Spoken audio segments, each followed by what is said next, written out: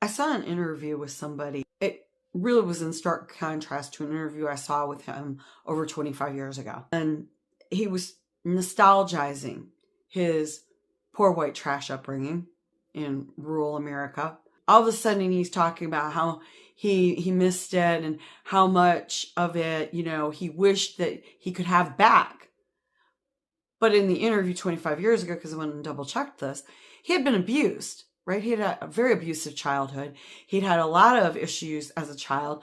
And people, when he wanted to go away and make something of his life, basically always were constantly telling him he couldn't.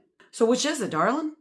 Well, I tend to believe his younger self is probably telling the truth. Somehow, as we get older, we tend to nostalgize things that don't need to be nostalgized. Things were so much better in the 1950s when they were 12, 14, 18.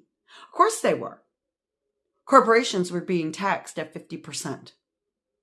Yeah, for facts, look it up. 35%, 40%, 45%, topping off at 50%.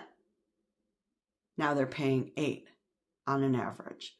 In our older age, and I think somewhere around 50, we start to dream up the idea that our lives were so much better when we were younger. Well, of course they were. We didn't have as many bills. We didn't have as many responsibilities. We didn't have a lot of the problems that every adult has. You're going on and on about how great it used to be. I'll tell you how great it wasn't.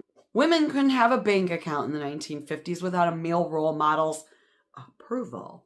Some states wouldn't even let you buy prophylactics. Birth control pills were not actually legal in most states until 1965. We go on and on about how great all this was. If you were poor white trash, you stayed poor white trash. Your kids didn't have an opportunity to go to college because no college would take them. Your address alone, not just your skin tone, would keep you from going to college. All of that changed in the 60s and 70s and 80s. All of it changed when I was younger. And I'm not nostalgizing that. You know why? Because it's pretty shitty. And it still is pretty shitty. Because the truth of the matter is, if you can't afford to go to college, you're not going to college. He was abused. Today, that would be illegal.